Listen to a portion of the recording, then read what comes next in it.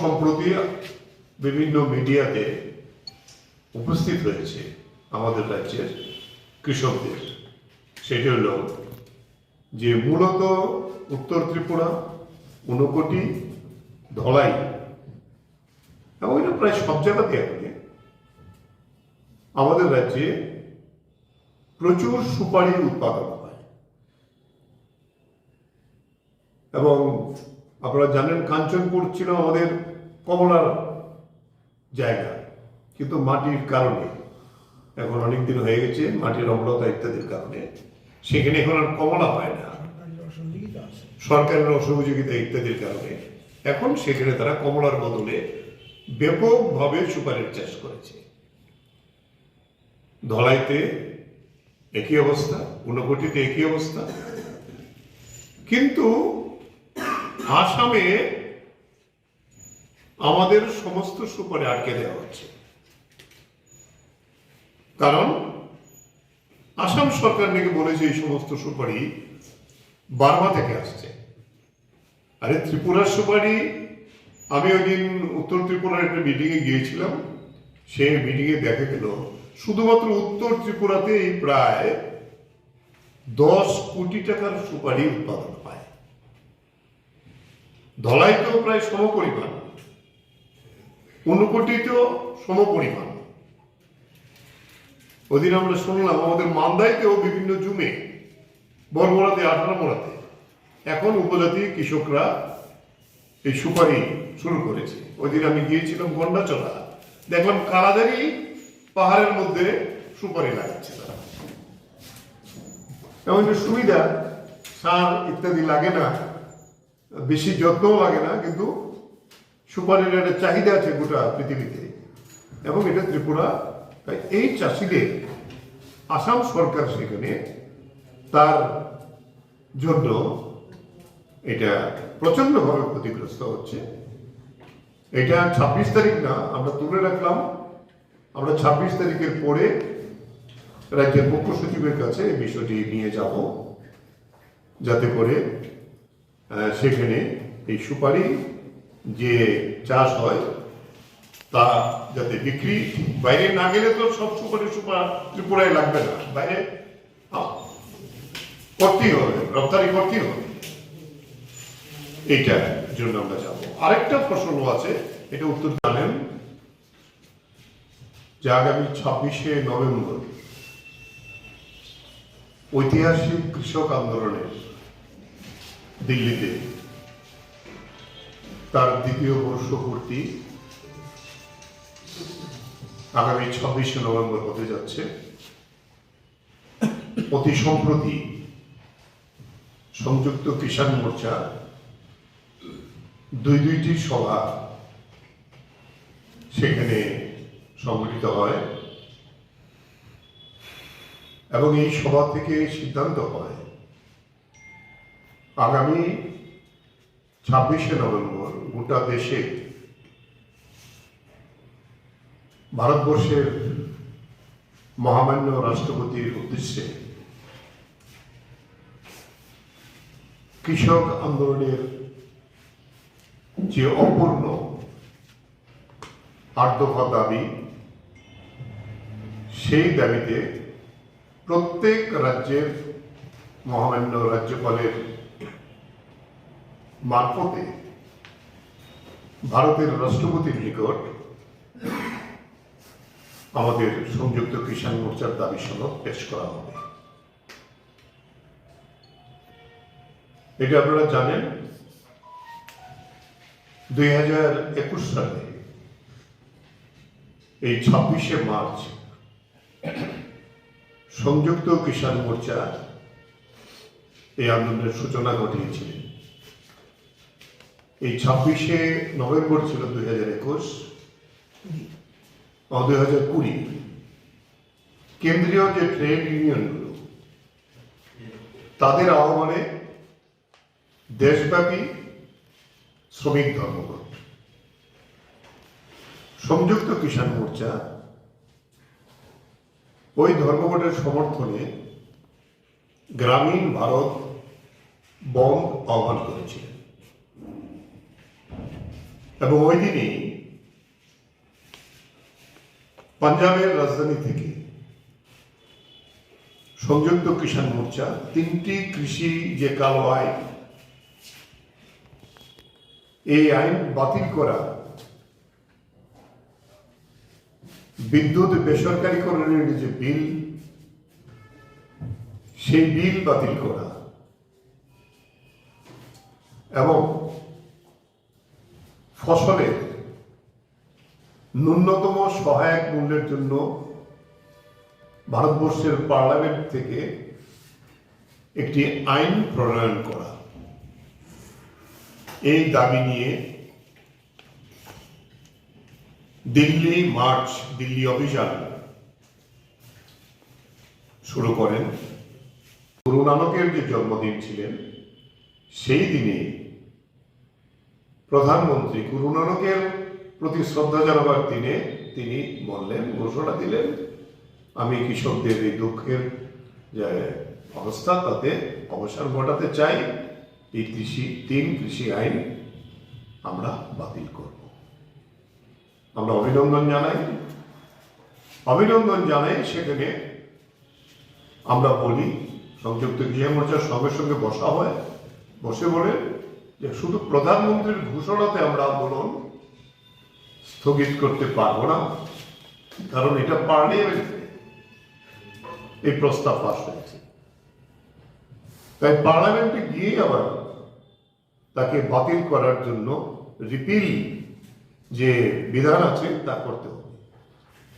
শেষ পর্যন্ত নরেন্দ্র মোদী বাধ্য হয়ে এই পার্লামেন্টে গিয়ে আলোচনার কোনো সুযোগ না দিয়ে এই আইনকে রিপিল সেখানে পার্লামেন্টে করা হয়। এই পর্যায়ে আমরা বলবো যে পৃথিবীর ইতিহাসে একটা দীর্ঘ সময়ব্যাপী যে কৃষক আন্দোলন, তার বিজয় হল 19শে নভেম্বর। আমরা সেই দিন গোটা দেশেই বিজয় দিবস ছোট আকারে হলেও প্রতিপালন করেছি। তো তখন আমরা শর্ত সাপেক্ষে এই আন্দোলন প্রত্যাহার করি, সংযুক্ত কিষাণ মোর্চা। কি শর্ত? 3 কৃষি আইন বাতিল হয়েছে, কিন্তু কৃষক সমাজের যে মূল দাবি, ন্যূনতম সহায়ক মূল্যের জন্য ভারতবর্ষের পার্লামেন্টে আইন তৈরি করতে হবে। কারণ এই কারণেই এই মোদী সরকারের এই কয়েক বছরে 2014 থেকে প্রায় 4 লক্ষাধিক কৃষক আত্মহত্যা করতে বাধ্য হয়েছে, যে সহায়ক মূল্যে ফসল কিনে না। এই দাবি এবং বিদ্যুৎ বিল বেসরকারীকরণ, কারণ আমাদের দেশের কৃষির যে জলসেচ ব্যবস্থা, তার 80% উপরে নির্ভরশীল বিদ্যুতের উপর। বিদ্যুৎ যদি বেসরকারি হয়, যে বিল এনেছে, যেটা পার্লামেন্টে আছে, এটা সিলেক্ট কমিটিতে পাঠিয়েছে, এটা বাতিল না হলে কৃষি আর করা যাবে না। এবং আমাদের এই যে আন্দোলন করতে গিয়ে প্রায় হাজার হাজার কৃষকের বিরুদ্ধে মামলা টুকে দেওয়া হয়েছে, তা প্রত্যাহার করতে হবে। দিল্লি সরকারকে, হরিয়ানা সরকারকে, মধ্যপ্রদেশের সরকারকে, উত্তরপ্রদেশের সরকারকে, তাতে 700-র উপরে আমাদের কৃষক এই আন্দোলনের মধ্যে শহীদের মৃত্যুবরণ করেছে। তাদের পরিবারকে উপযুক্ত ক্ষতিপূরণ দিতে হবে, যাতে তাদের পরিবার পরিজন বেঁচে থাকতে পারে। এবং আপনারা আরেকটা জানেন, উত্তরপ্রদেশের লখিমপুর খেরিতে কেন্দ্রীয় স্বরাষ্ট্র দপ্তরের প্রতিমন্ত্রী অজয় মিশ্র টেনি, তিনি সভা ডেকেছিলেন এই আইনের বিরুদ্ধে, এই কৃষক আন্দোলনের বিরুদ্ধে। কৃষকরা ওনার এই সভাকে বানচাল করে দিয়েছে বিরাট জমায়েতের মধ্য দিয়ে। উনি সভা করতে পারেননি, ফেরত আসতে হয়েছে। এই আন্দোলনে যখন আমাদের জয় হলো, এই কৃষকরা যখন রাস্তা ধরে যার যার বাড়ি ফিরছিলেন, সেখানে অজয় মিশ্র ট্রেনির ছেলে বিজেপির সমাজ বিরোধীদের নিয়ে গাড়ি করে আসছিলেন এবং পেছন থেকে গাড়ি চালিয়ে 4 জন কৃষক আন্দোলনকারী এবং একজন সাংবাদিক যে এই আন্দোলনের খবর সংগ্রহ করতে গিয়েছিলেন, গাড়ি চাপা দিয়ে খুন করে ফেলেন। নেতৃত্বে কিন্তু আমাদের মূল যে দাবি, 3টি কৃষি আইন বাতিল করা, কৃষকের ফসলের ন্যায্য মূল্যের জন্য, সহায়ক মূল্যের জন্য আইন তৈরি করা, এই বিষয়ে কোনো মূল আলোচনায় যায়নি। তাই প্রতিটি আলোচনা ভেস্তে গেছে। কৃষকরা অনড় ভূমিকা নিয়ে এই লড়াই চালিয়ে গেছেন এবং আমরা বলবো, আমরা ধন্যবাদ জানাই বিজেপি বাদে সমস্ত ভারতবর্ষের রাজনৈতিক দলগুলো এই আন্দোলনকে সমর্থন জুগিয়েছিল। তারা বলেছিল, তাদের সাহায্যের আশ্বাস দিয়েছিল, আপনারা এখানে বসে থাকুন। আমরা দেখেছি যে আমাদের দেশের বিভিন্ন প্রান্তে থেকে এই লক্ষ লক্ষ কৃষকদের তাদের খাবার, থাকা, শীত, বৃষ্টি, ঝড়ঝন্ডা সব কিছুর মধ্যেও মানুষ সাহায্যের জন্য এগিয়ে এসেছে। এমনকি কৃষক প্রতিনিধির মধ্যে এরকম কিছু দেশ আছে যারা কানাডা, আমেরিকা, ইংল্যান্ড, ভারতীয় বংশোদ্ভূত যারা, তারা সেখানেও আন্দোলনে সোচ্চার হয়েছিলেন এবং 4টি দেশের প্রায় পার্লামেন্টে, অস্ট্রেলিয়া সহ, আমাদের সমর্থন করে সেখানে সাংসদরা প্রস্তাব পাশ করিয়েছিলেন। অর্থাৎ পৃথিবীব্যাপী একটা আন্দোলন, এই কৃষক আন্দোলন, তার সমর্থন আমরা আদায় করতে সম্ভব হই। পাঞ্জাব পেরিয়ে যখন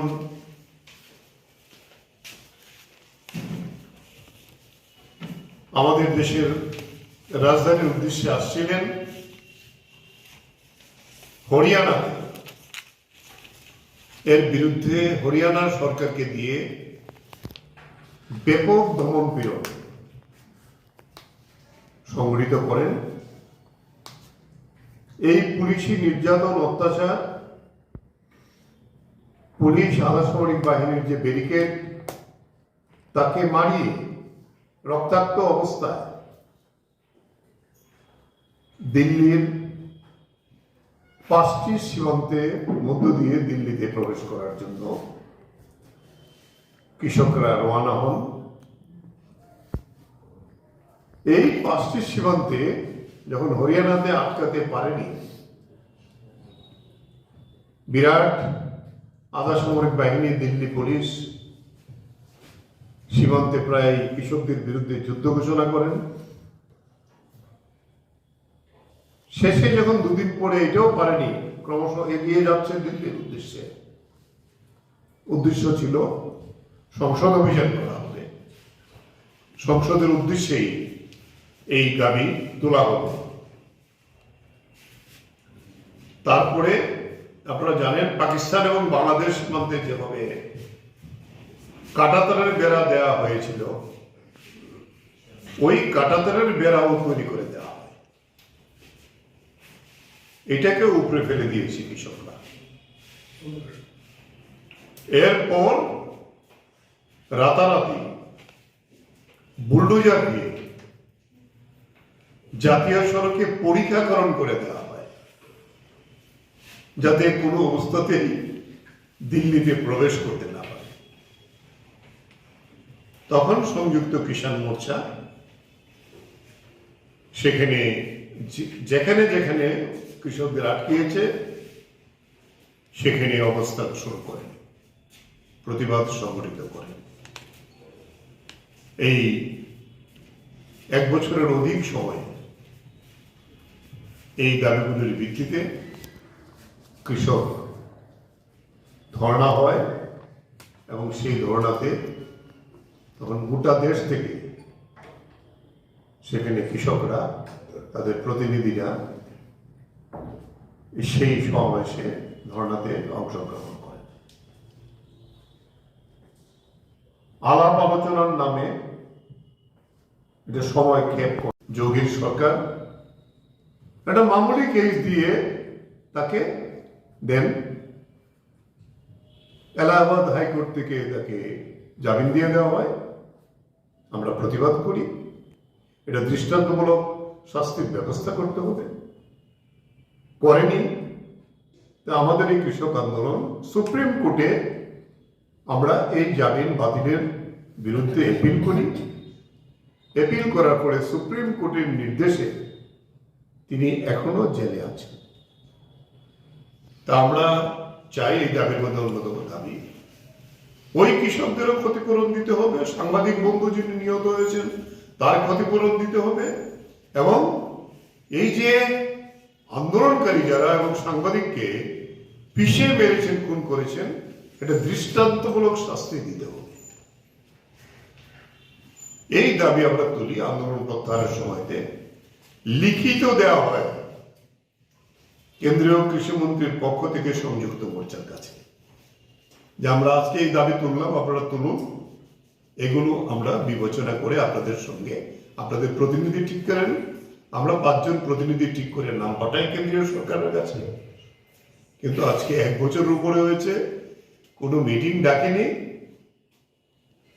তাহলে এই যে অপূর্ণ দাবি, তাই সংযুক্ত মোর্চা এই সিদ্ধান্ত নিয়েছে এই অপূর্ণ দাবিকে আদায় করার জন্য দ্বিতীয় বর্ষ পূর্তিতে আমরা গোটা দেশব্যাপী, শুধু আন্দোলন দিল্লিতে না, গোটা দেশেই আন্দোলন ছড়িয়ে দেওয়ার জন্য আমরা রাজভবন মার্চ করব, রাষ্ট্রপতির কাছে এই দাবি আমরা জানাবো, এবং এরপরে আবার সংযুক্ত কিষাণ মোর্চা বসবে। যদি প্রয়োজন হয় আমরা পুনরায় দিল্লিতে পার্লামেন্ট মার্চ আমরা করব সারা দেশ থেকে। তাই এই আগরেরও বাজার ত্রিপুরার বাইরে, এবং এইটাও আসাম সরকার বাধা দিচ্ছে, এখান থেকে আগর নিয়ে যেতে দেয় না, ফরেস্টের অনুমতি থাকা সত্ত্বেও সেখানে নিতে দেয় না। এই 2টা ফসল আমাদের ওই ধলাই, উত্তর ত্রিপুরা, ঊনকোটি, এই 3টি জেলাতে ব্যাপকভাবে হয়। তাই এই চাষিদের এই সমস্যাটা নিয়ে আমরা লড়াইতে যাব, এটা আপনাদের কাছে বলে রাখলাম। তাই এই বিষয়ে আপনাদের আমরা আহ্বান করেছিলাম, আমি ধন্যবাদ জানাবো।